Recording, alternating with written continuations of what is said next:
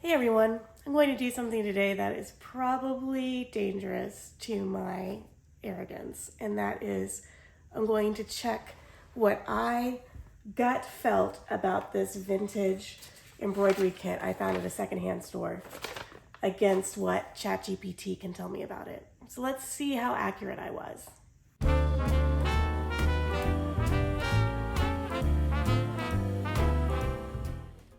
Here's what you're about to see. On this side is my initial recording where I hadn't done any research on the internet and was just going by gut.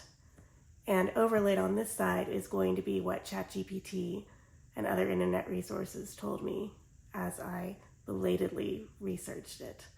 So let's see how I did.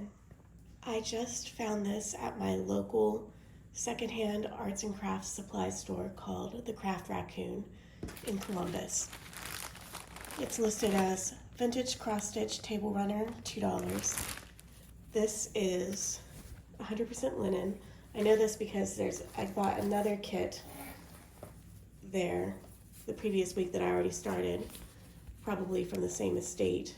These table runners that I bought really boast about the linen, saying it's pure, and there are even two tags on one runner. Makes me think that this was a hallmark of quality. I don't recognize this M. O'Neill company,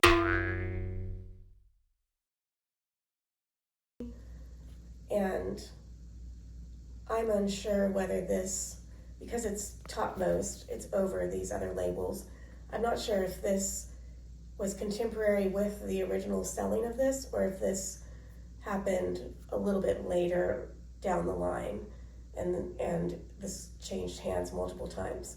So I'll have to look up the M. O'Neill company. It does look like this is a price, $1.39. And something that's interesting, at first glance I thought this was stapled to it, which would be problematic because then I think it would really have rusted. But it looks safe. Like this one didn't have any rusting, which may or may not indicate how old it is. And I know that this is the right side with the still vibrant print. I do not believe this will wash out. Line. This one does have a bit of damage that the other one does not. Here you can see this is where that paper that's on the other one that talks about it's pure linen quality, I think that's what was here. It's been ripped off, but this seems to have fused with the fabric. Not to worry, I like a challenge. I like that this is old and not pristine.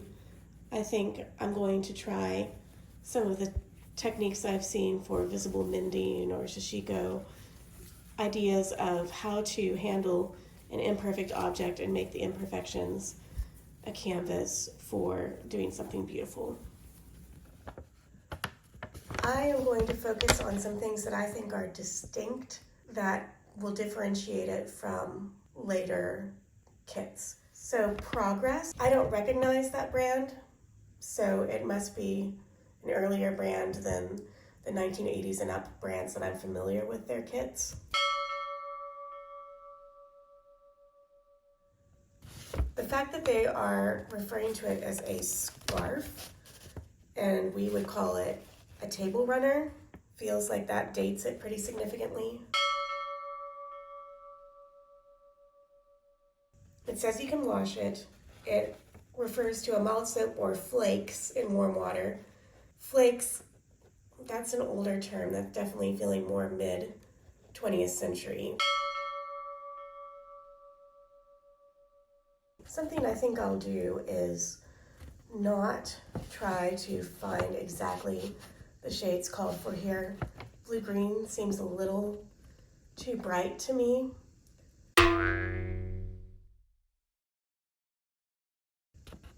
Medium yellow, I probably would want something softer. It does call for a light rose and a medium rose, and the set of floss I picked up that was curated by the secondhand store and labeled Morning Dove has a bunch of gorgeous rose shades, so I might actually be in the ballpark for these. We'll have to see.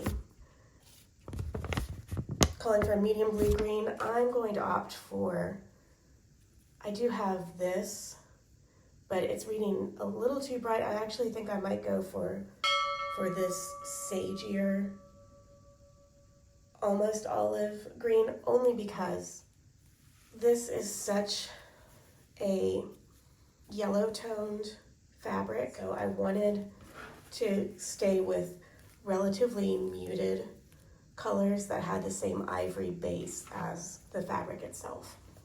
I feel that this is from the 1960s or earlier because of the typography, the quality of the paper, some of the ways things are written, some brands being referenced that I'm not familiar with. Were you keeping track? I didn't do that great, but I'm going to count everything as a win because everything I got wrong, I educated myself about and got to share it with you. So it's all a win in my book.